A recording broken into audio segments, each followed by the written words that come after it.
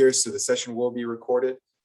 If you have any questions, feel free to unmute or put those in the chat. We'll be monitoring the chat as the discussion goes on.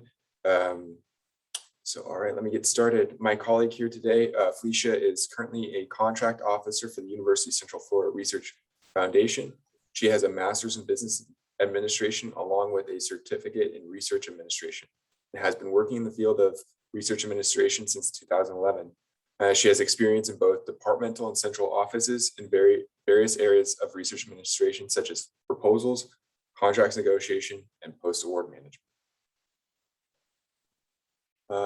Our discussion topic this afternoon, I think, is a starting point for a lot of research collaborations. That's that confidential disclosure agreement.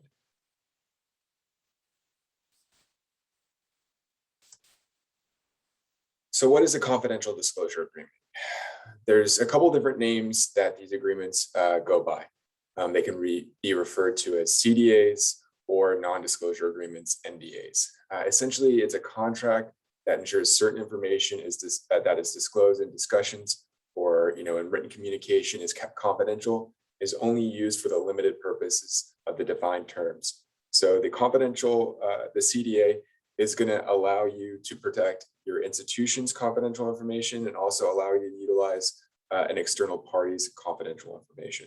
Again, thinking back at that starting point of any sort of discussion, if you have a researcher who wants to work with a company or wants to work with a colleague, and as part of that initial discussion, they need to exchange confidential information, they'd want to put a CDA in place. They'd want to make sure that the two institutions were protected, or the company and the institution were protected against inadvertent disclosure, and that there were legal repercussions should there be unauthorized use of that confidential information.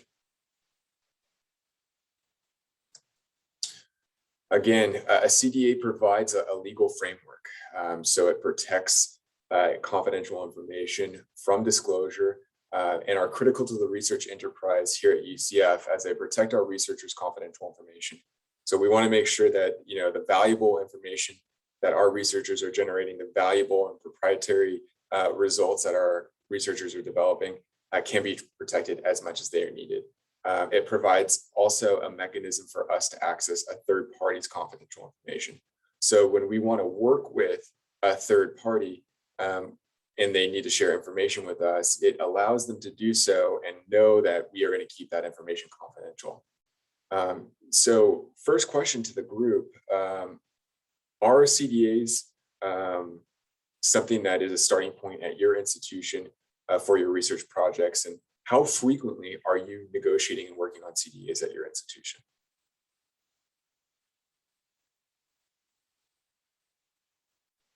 I can speak from my personal experience. When I started in research administration over a decade ago, CDAs weren't as sort of popular. We didn't see them as much as we do now because I think maybe, historically there might have been an understanding that, we're an academic institution, we're sharing information broadly, and absolutely that's the case. But I think, as we understand the importance of the CDA and as investigators and unfunded agreements as a whole have been something that have been centralized, more and more CDAs have come about. And I know that, here in the contracts office at UCF, CDAs are definitely one of the highest volume service lines that we have. And then over here at the Research Foundation for UCF, it's the same thing. CDAs is constant with us. I feel like every week we have a new one, especially in the area that I have, which is the clinical studies one, which we'll talk about later. CDAs is always the first step for those clinical studies. So they're big.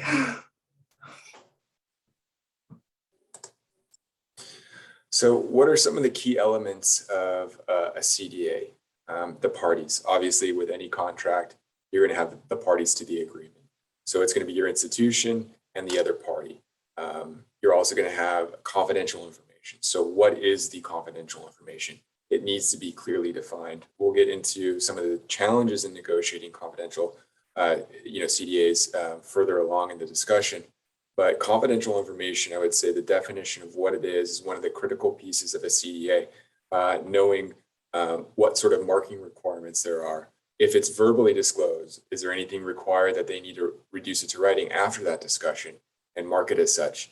We all live, in an open academic environment that fosters sharing of knowledge, but if confidential information isn't marked, it's easy for confidential information to be inadvertently used for an unauthorized purpose, which is the next key element. So the purpose, it typically, so it's like a particular purpose. So proposal preparation or discussions about a future research relationship, that's going to be documented within the agreement so that you can understand from both parties what limited purpose the confidential information can be used for. So if we were to provide the other party access to our confidential information, they couldn't go off and use it for whatever they wanted to use it for. They'd be able to use it for that limited purpose as defined in the CDA. Question to the group, when you're working on CDAs, how much focus is your institution paying attention to the purpose, or how much sort of time are you spending making sure that the purpose is as limited as possible?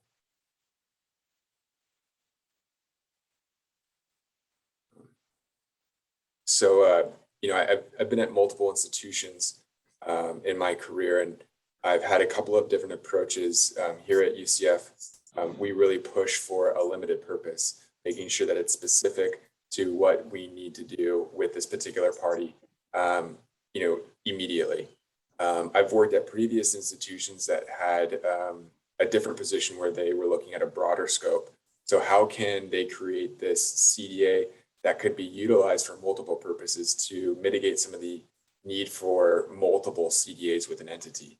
So it's just sort of an administrative strategy to limit the number of agreements, but that poses risk, absolutely, to the university and to the other party, because if it's not a limited scope, then that confidential information could be used for any number of purposes. Felicia, did you have? Yes, so from the clinical studies perspective, we try to keep it a little bit more open to like general clinical studies, so it's not having to find to one study itself, but maybe have it more open to any studies that they may have in the future, just to keep that conversation going. However, for non-clinical studies and stuff, we do try to narrow down purpose. If it's for proposals, preparation, if it's to develop something, whatever it may be, trying to narrow it down to a particular purpose. Felicia, that's a great point about clinical trials. At a previous institution, I was managing clinical trials for a large group that did principal investigator clinical trials. And so they also managed all the sites under the clinical trial agreement. So at for any given trial, they could have anywhere from 30 to 50 sites. And so these sites were often in multiple clinical trials for that group. And so for us to avoid having to negotiate thousands of CDAs a year, at least it felt like thousands of CDAs a year, we did have a broader scope for those clinical trials. It basically was clinical trials in a certain area, but it wasn't limited to a particular protocol or a particular sponsor, but it was broad so that we could reuse them. And I do see a comment here that we're always requiring a narrowly defined scope, and absolutely it limits the risk and really directs the other party in how they can utilize the information. So it's better if it's limited, but there's maybe some situations where a broader scope is more advantageous for the institution. Looking at the term, so both for disclosure and confidentiality, the length and time in which each party may be subject or will be subject to the obligations of the CDA. So the term of the CDA, is it 1 year? Is it 2 years? Is it 3 years? And then at what point do we start counting down the clock on keeping that information as confidential? Is it 5 years from the effective date? Is it 5 years from the end date? Is it 5 years from the date of disclosure? Each of these approaches have their advantages and disadvantages. Obviously, if you have the disclosure period from the time in which or the effective date of the CDA, it's not going to, be as long if that information is disclosed towards the end of the term of the CDA. So if you have a 1-year CDA and a 5-year obligation, something disclosed in the beginning is going to have that 5-year period. Something close towards the end is going to be more close to 4 years. So it just sort of depends. And then for the confidentiality period to start from the date of disclosure, that's really challenging for investigators to track. They're going to have to track when they received something and then start the clock as to how long it needs to be kept confidential. And then finally, obviously the end date would be the longest it takes into the term, and also 5 years or however long you agree to at the end. So for UCF, we're looking at making it as easy as possible for the investigator. So we really do try to avoid that date of disclosure requirement. Are there any, at your institutions, is there any advantages to having it from the date of disclosure? Or are your institutions also looking at effective date or end date of the CDA as being the ideal timeline to start that confidentiality period?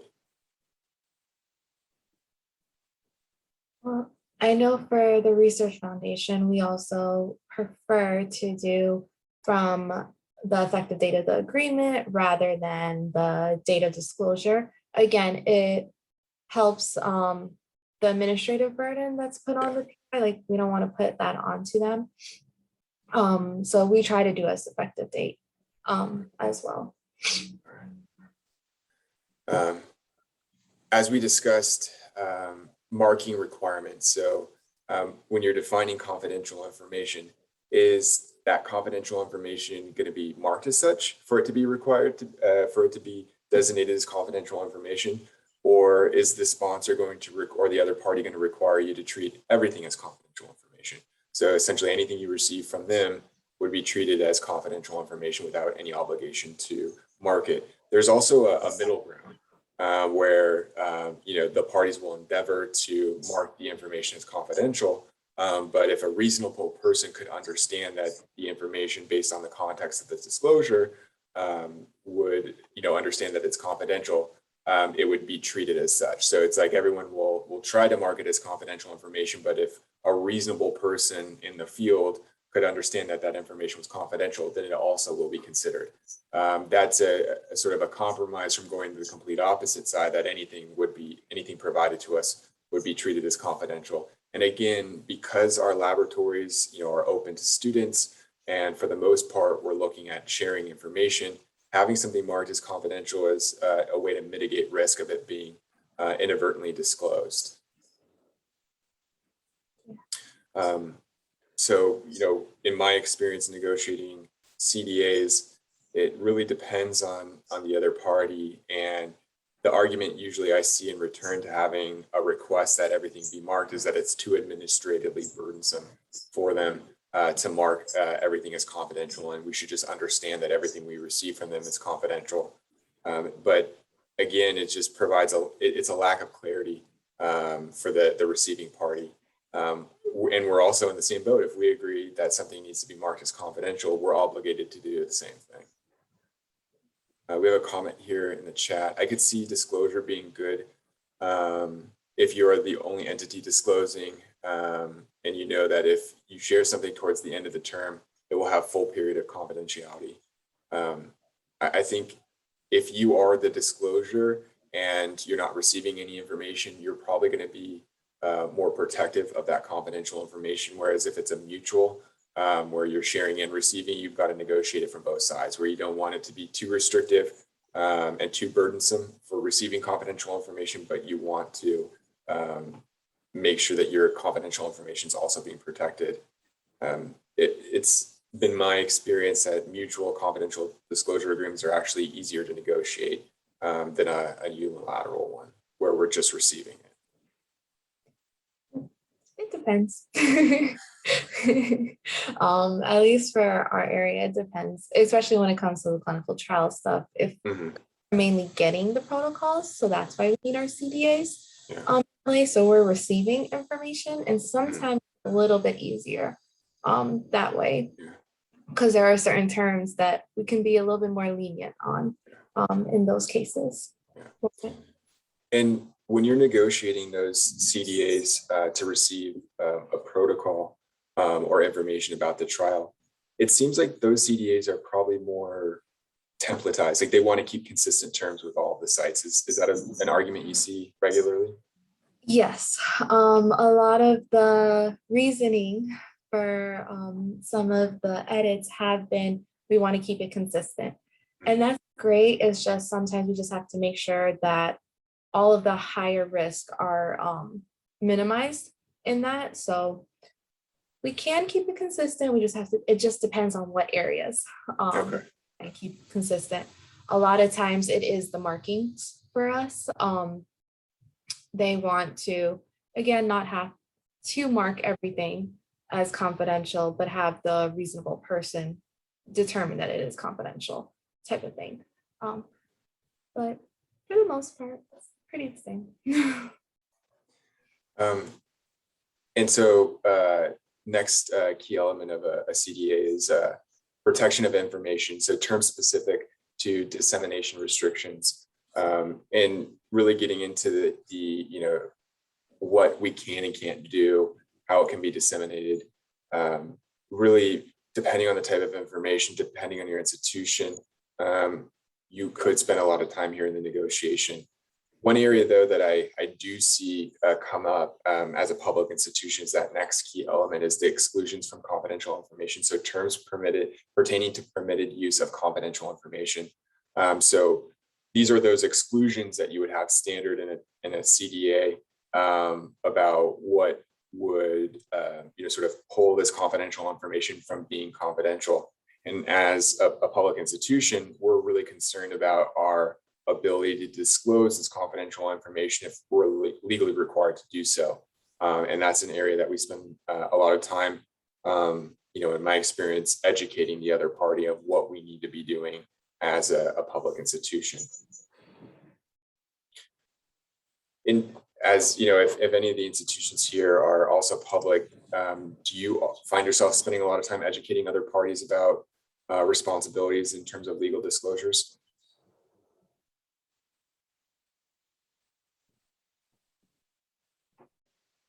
Alicia, is that something you spend a lot of time negotiating in your?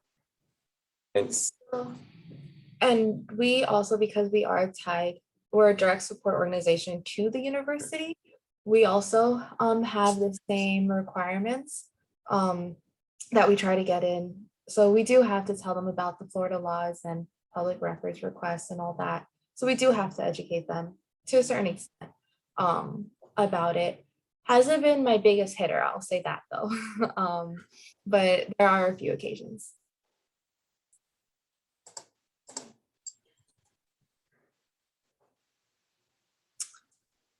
Okay, so a PI needs a CDA. What does the department do to help us get that CDA in place? We both offices, the university's contracts office, as well as the research foundation's contract office, rely on the department administrators, college administrators, as well as the PIs to let us know early when they need a CDA. I know CDAs are needed for meetings to cover confidential information. It may be needed for proposal submission. The thing is, there may be several layers that go into the CDA review.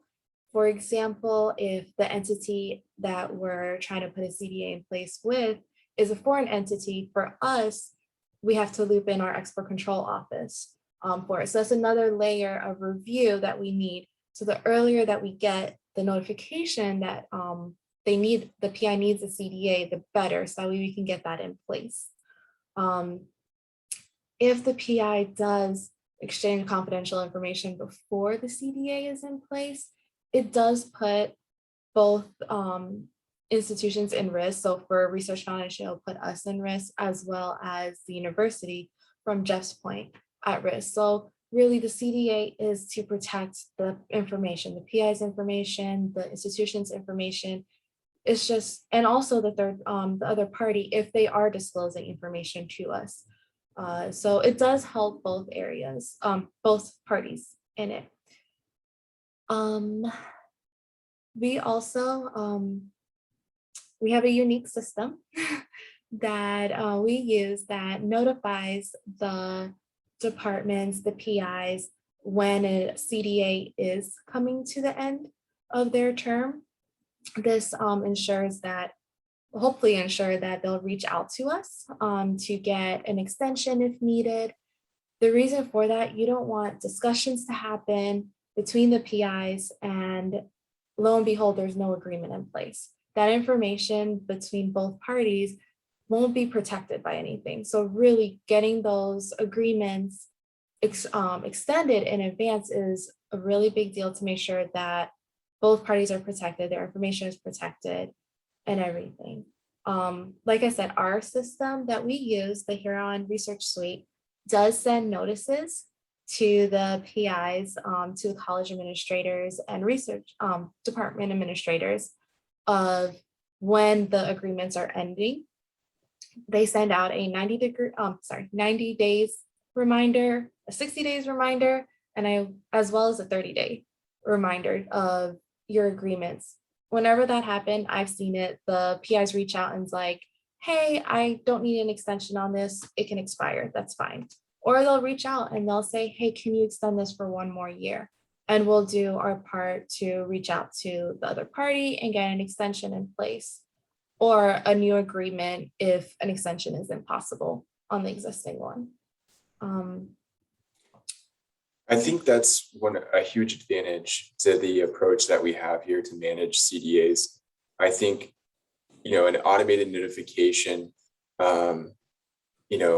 may be more typical on the sponsored research side, and unfunded agreements such as CDAs, wouldn't have that same sort of notification at most institutions. And I can speak from experience that a lot of institutions don't have that automated notification.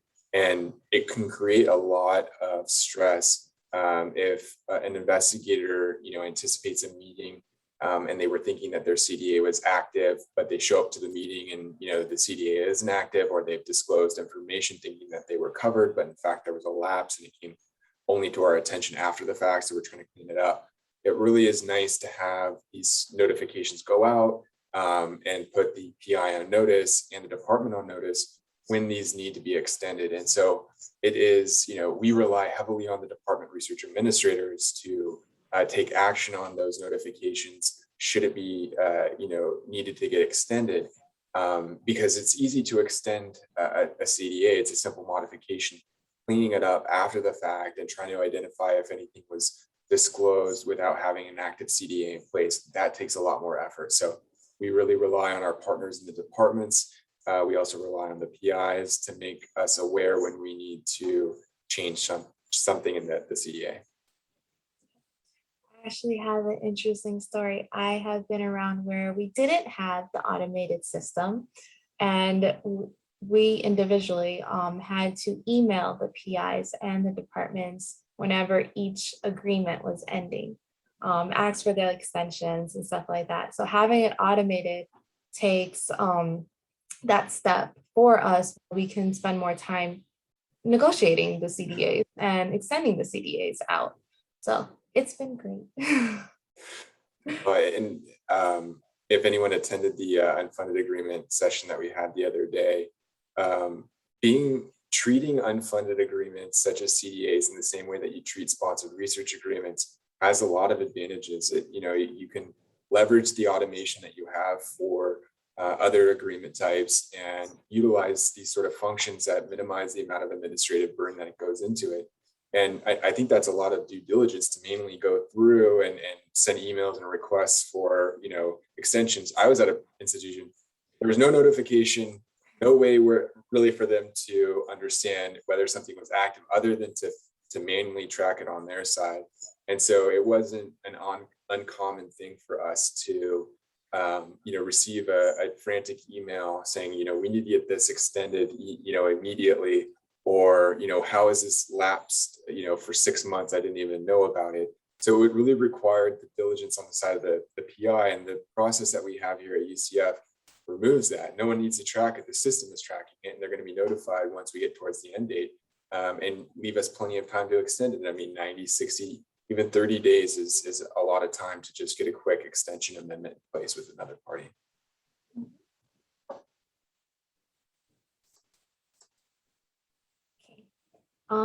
So what information do we need upfront for a CDA? Like I said, our system that we use is the Huron Research Suite. Within there, there is a Huron Agreements platform that the PIs and departments are able to put in a request basically and fill out a SmartForm that has several questions on it about what information are they receiving or disclosing, what's the purpose of the CDA, like the research areas, general description will do for that. They have a description of the confidential information, the type of confidential information that will be exchanged, whether it's business or technical information that is going to be disclosed, or both. And then any helpful comments that they have for us, if they want to point out that it's a foreign entity, or if they want to point out that, hey, I need a CDA, but it's a three-party CDA, they can put that information in there as well. Some of the stuff that is also on there is whether or not they're receiving or disclosing, or both. So that's one of the helpful tools that at least gives us the bare bones of our agreement, so we can at least start drafting it. Another thing that they can put in is if they need it for a particular time period, like they know their discussions are to go on for 2 years. They need to at least be able to talk for 2 years. They can put that information in there as well. So having all that information up front is very helpful, because then we have everything. We can go and get the agreement started on our end, because we do have templates, as well as Jeff's area has templates as well for the CDAs. But we can also then start reviewing the other agencies' template if they're the ones giving us the agreement to review. So having this information up front does help with it. Are there any questions that your institutions are asking as part of the intake process for CDAs that are not included here? Is there anything that you've found as being helpful information prior to initiating a review or negotiation of a CDA? Capturing this information, from these questions is going to streamline the process for your investigators. And I think one of the things that we want to do is continue to look at the questions that we're asking for CDAs in any type of an agreement. Where are we asking the same questions over and over again via email? Well, if we're continuing to ask those questions via email, can we ask that question from the beginning? How dynamic is our ERA system? Can we add questions to our SmartForm for the CDA? These are things that we're asking, and we want to make sure that when the contract or the CDA gets to our contracts officer, they're in a position where they can move quickly to get in place, and they have everything they need. And it's only project-specific questions that they need to go back to the guy with. That is a very good point. So in the chat, there is a comment about not getting the point of contacts for the CDAs for the other party. They don't have a research suite like ours, but that is one of the biggest things on our end as well, is getting those point of contacts. And for us, the SmartForm does collect that, but that is one of the big questions to ask them, because who do we send the agreements to for it? And I'm laughing because, even though we have that question, it's not unusual for us to have a situation where they list an internal UCF contact in that, section. Or, I think this is pretty common across the board, is that they'll list a technical point of contact. And so we get the technical point of contact, and we've got to work through the technical point of contact to get to the legal or contract point of contact. So it takes time. So, it would be great if there could be more information there, as like specifically who we need, to make contact with. And it's all part of training and making sure we advertise benefits, because sometimes, the pushback you receive when you ask questions like this from the beginning is, well, why am I answering all these questions? This is administratively burdensome. So you have to kind of sell the value to the PI. If you give this information to me up front, that'll make the process for your CDA go that much quicker. And CDAs are probably the ones that have the most deadlines just because they could be tied to a proposal or a meeting. One of the biggest things that we have, at least for point of contacts, is making sure it's not the technical point of contact and it is the administrative point of contact. Because the PIs talk to each other and that's fine, but they're not the actual ones negotiating the agreement. So that's another point that we have to clarify on our end.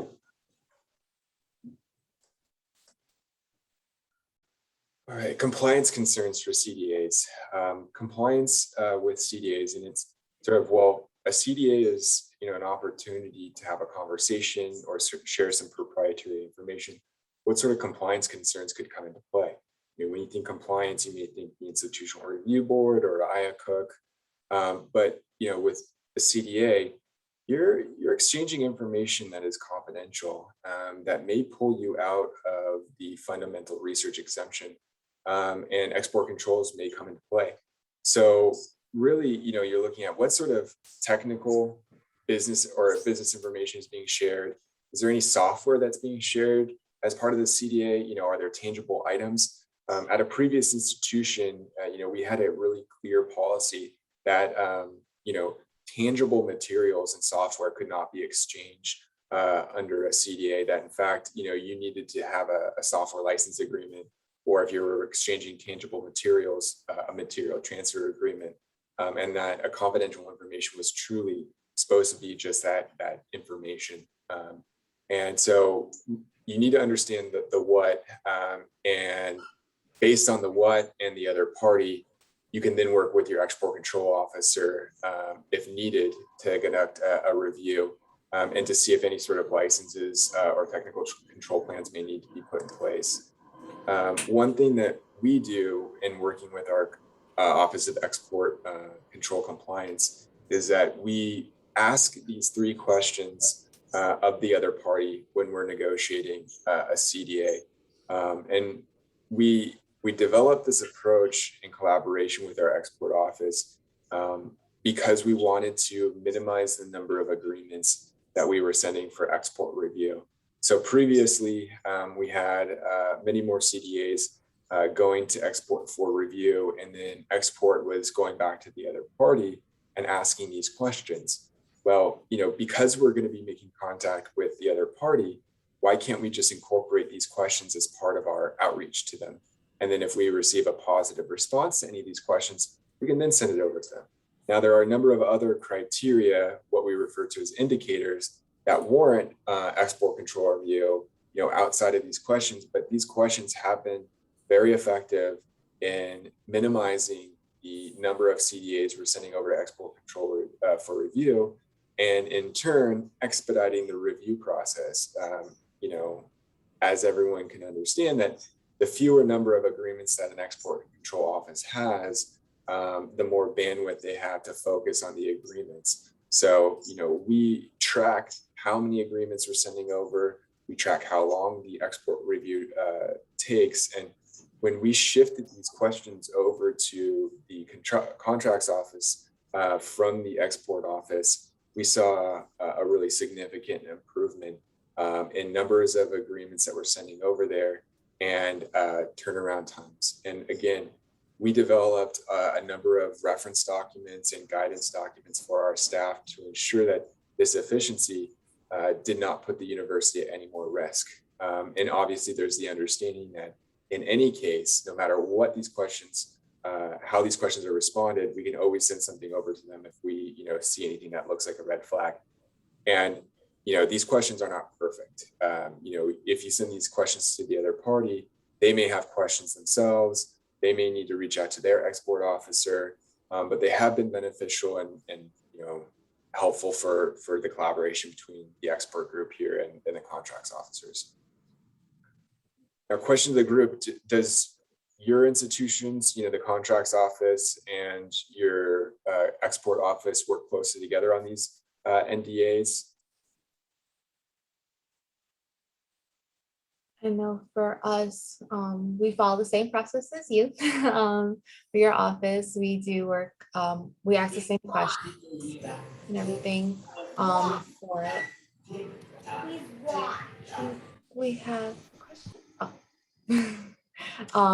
we're asking the same questions that you are as well.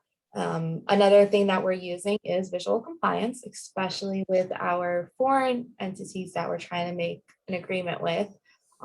If there's any red flags there, they're also being sent to the Export Control Office just to ensure that, you know, we can do business with them. We can disclose information to them as well.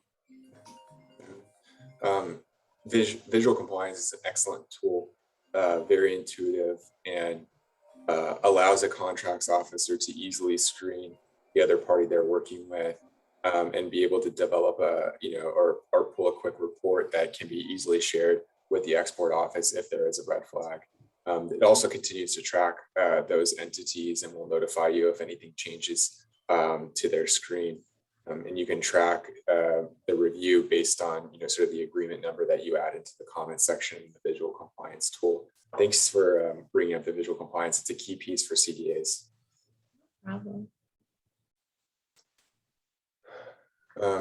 Another thing that, we try to include in our CDAs is some export control language, accounting for the exchange of export controlled information and materials. Essentially, the clause holds the other party to the requirements of export control laws. We try to avoid any sort of prohibitions on foreign nationals in the discussion or other requirements, is just to inform the other party of export controlled nature of the information shared. So we really want to make sure it's the other, it's the receiving party's obligation to ensure that they comply with export control laws. Just put them on notice of their responsibilities. And we were pretty successful about including that in our contracts. Do your institutions have standard export clauses or standard language that you try to negotiate in your CDAs? I've been at a couple different institutions that had different approaches. The language is very, between the institutions. Some are wanting to put the other party on notice about their obligations. Some institutions want to make it explicit that no export controlled information will be exchanged under the CDA. And I think it sort of depends on the risk tolerance, depends on your export control office, and what sort of experience or risk your institution has encountered in the past. Alicia, are you, is your group pretty successful at getting the export language included in your CDAs? Yes, for the most part. When it comes to our foreign entities, though, we do get a little bit of pushback where we do have to alter the standard language a little bit because, again, they understand that, we follow the US laws, but they may follow something else. So it's a little compromise in working with our export control office on the language for those.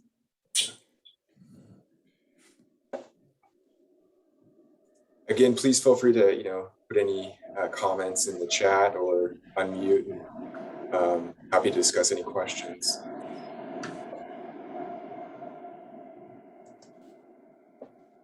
So we'll get into common sticking points with our CDAs. Affiliates. Companies on occasion will want to share confidential information with their affiliates.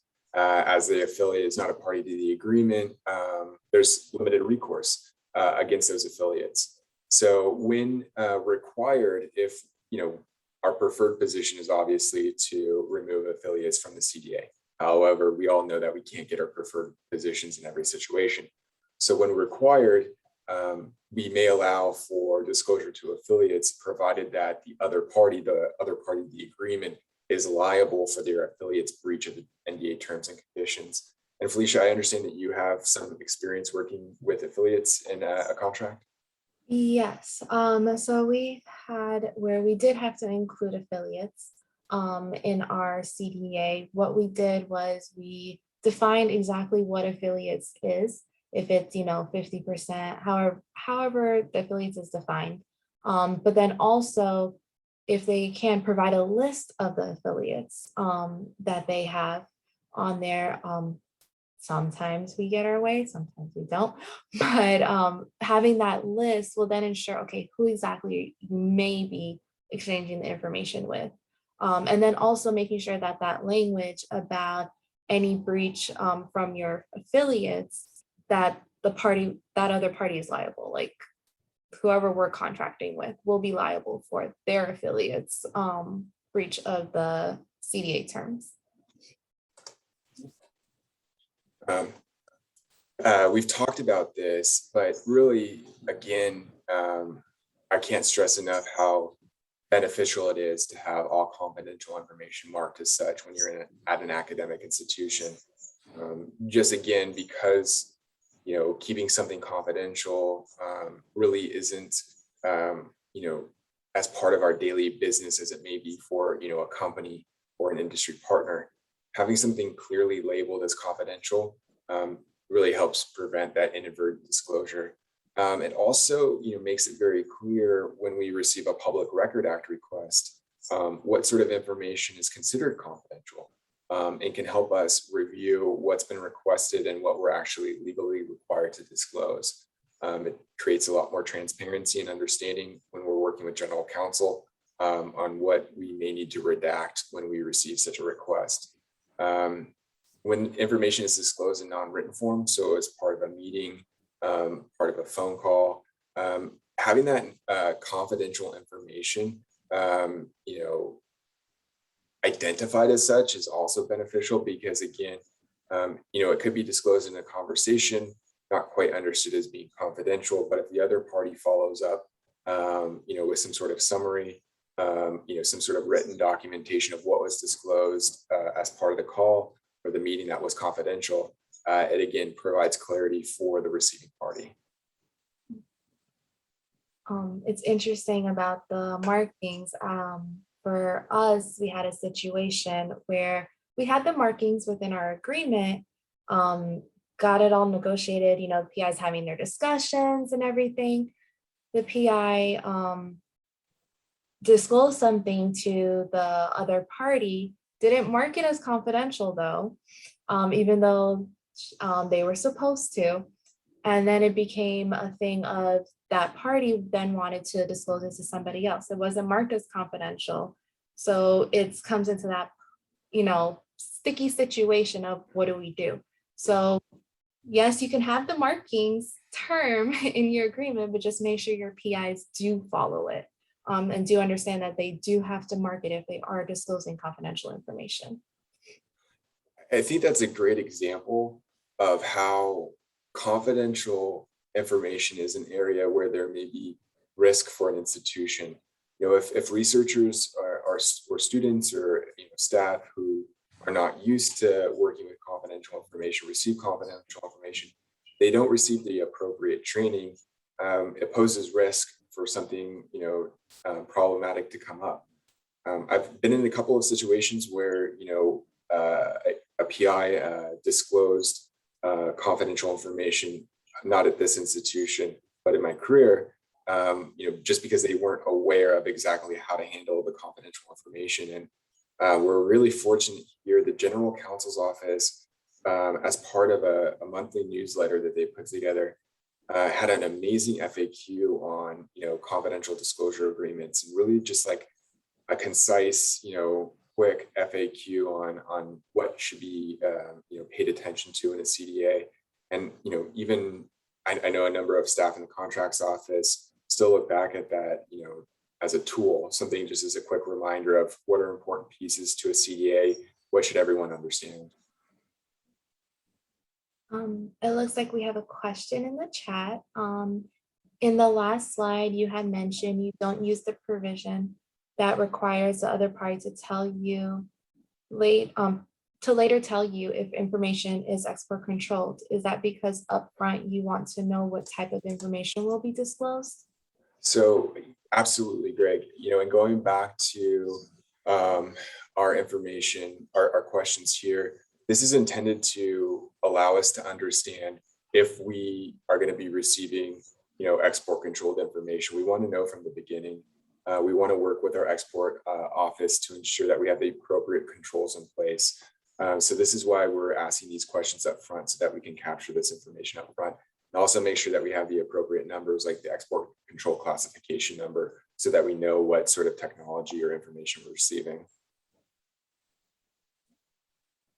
And if something that is being disclosed ends up being export controlled, you just notify your contract manager, so that way they can work with the export controlled office to see what needs to be done at that time. And it's been my experience that those investigators that are going to be receiving, export controlled or restricted information are well versed. That's the area they live in. They know that, what these rules are, or they're familiar with it. And most importantly, they have a direct line to the export office. Most of the time, when we're working with an investigator that's going to be receiving export information, generating export information, or, some sort of restricted information, that person is very familiar with it. They've worked with the export office, on multiple occasions in the past, and they have a good working relationship. So it's developing partnerships, especially with the CDAs, between the investigator and the export office, if there's a potential for an export issue to come up.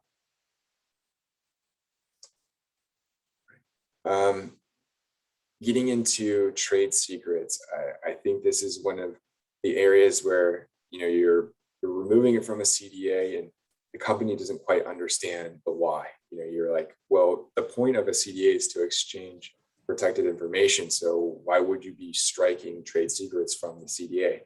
Well, trade secrets are protected so long as they remain confidential. So the confidentiality obligations associated with trade secrets can run indefinitely. There's also some additional obligations associated with trade secrets, but we really just want to avoid, open-ended obligation. I see a couple of questions here. Does your institution accept trade secrets? Trade secrets is definitely something that we push back on significantly. I don't think that it's something that we track, but it's definitely not something that we move forward with without close consideration, discussions with the appropriate leadership, and an understanding for the individual receiving such a trade secret. I'd say it's a pretty rare occasion, and again, requires some expertise from our leadership team in the contracts office, in close collaboration with the experienced contracts officers we have.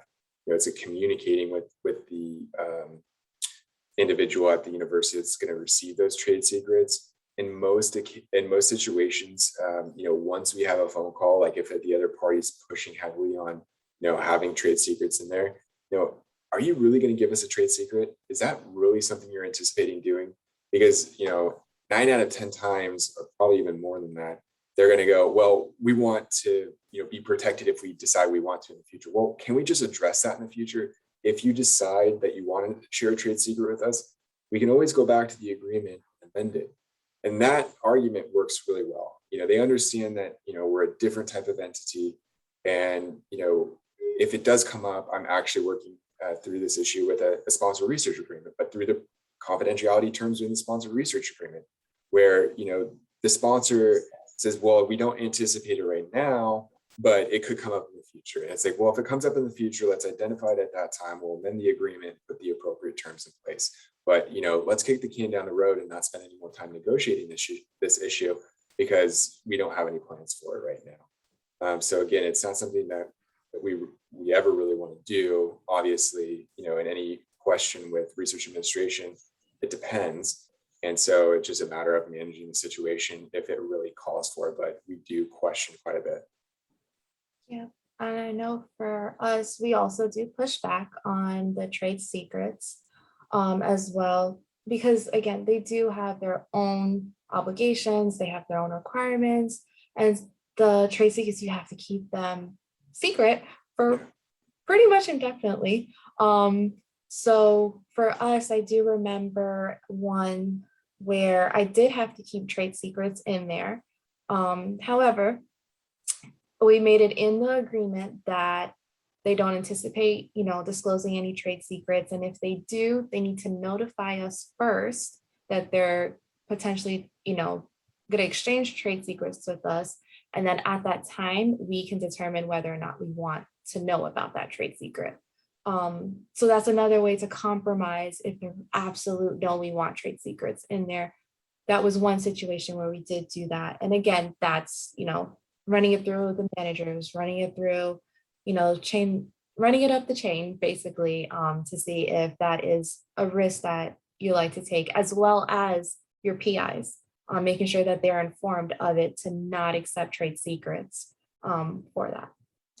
That's a really great approach. That suggestion where you're trying to meet in the middle with them, because you're allowing trade secrets to be included in the agreement, but yet you're still achieving the goal of being notified in advance and having the opportunity to say no. I mean, that's a really good approach, and finding a way to move forward if they're really pushing for it.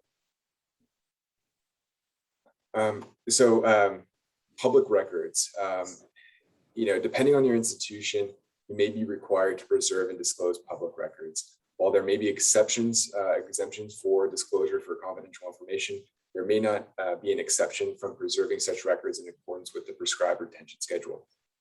Companies are typically really sensitive about their confidential information, and they want it destroyed or returned upon termination of the NDA. So in the state of Florida, as a public institution, we are definitely concerned about our ability to retain the necessary copies of confidential information as we are legally required to do so.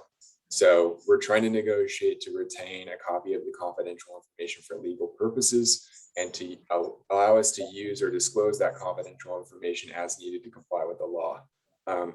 It is something that may require education for the other party, but really once you're able to point them to the laws and regulations that you're protecting the university against violating, then you can usually be pretty successful, because really we're not doing anything more than what we're legally required to do so. So how would you expect a party to enter into an agreement that makes them violate what they're legally required to do? So that's a pretty strong argument and has been pretty successful for us.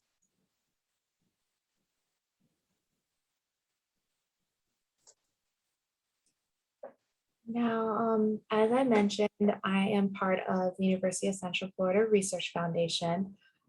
We are basically a direct support organization to the university. We have our own tax ID. So, we do things a little bit different, but pretty much the same when it comes to the CDAs. We follow the same terms that Jeff was mentioning. We have the same sticking points, as well as the compliance concerns with the export office and everything as well. One unique thing to us, though, is when we list our party names, right after we're letting them know that we are a direct support organization, and we are instrumentally acting for the benefit of and on behalf of UCF. Why that's so important is because that helps us maintain our sovereign immunity. While we are a separate entity, we still want to keep our sovereign immunity. And that's one way that we're identifying that we still have it. Another piece of it is that the Research Foundation doesn't have its own employees. Everybody that's employed to work on behalf of the Research Foundation is a UCF employee. So when it comes to CDAs, we need to be very careful of making sure that the company knows that, hey, we don't have any employees. The employees that will know about the confidential information for that particular purpose that was described in the CDA is actually UCF's employees, and that you understand that, and it's not a breach that we're not disclosing it to an outside entity or anything like that. We're just employees of the university, and the Research Foundation doesn't have employees. So this is our way to make sure that the company understands that, and it does not fall into, hey, you disclosed it to a third party. Technically, no. So this is our way, and we have it in all of our CDAs as well as our sponsored research agreements. So all agreements, we make it known to the companies that, hey, we have no employees. This is just a way to save everybody from that breach. Next slide, please. So for the Research Foundation, the way that we have broken out our responsibilities from the university, we do take majority of the clinical studies when it comes to the industry partners ones. With that, it's the CDAs. It follows pretty much the same as our typical CDAs that Jeff and I had mentioned before, but there's a little bit of legal wiggle room that we give with the clinical studies CDAs. One of them being the markings. So I know you heard us say the markings are super important. It helps, identify what exactly is the confidential information. But a lot of times, especially when it comes to the protocols, the sponsor does not want to revise their protocols. They don't want to put a stamp on each page that says this is confidential. So they do want language in there that says something along the lines of a reasonable person would consider it to be confidential due to its nature of it. This is, we have accepted this. It is riskier, but we have accepted this with the PI's understanding that, hey, things given to you may not be marked as confidential. So you're going to have to identify which ones are confidential and make sure that you track that, that is considered confidential. It is a risk, but it is typical with the clinical studies ones in order to get a protocol. The other thing that for us is typically for clinical studies, they want the CDAs to be a time period of indefinite. We obviously can't do that. And we can't do a term that is 20 years long because we have students as well. Some of them they won't be here in 20 years. They may be moved off, they have another position. So we can't keep track of all of that information. So what we do is offer a non-disclosure period of 5 to 7 years, depending on your negotiations, from the date of last signature for that agreement. That's typically the highest that we will try to go. If it goes higher than that, of course, moving it up to our management and getting the determination as well as the PI's approval. Hey, are you sure you're going to track this for 10 years or 20 years? That we can keep this confidential. I will say that been very successful in getting a 7-year term as the highest for clinical studies. So, but those are typically the ones that are a little wiggle room when it comes to those areas.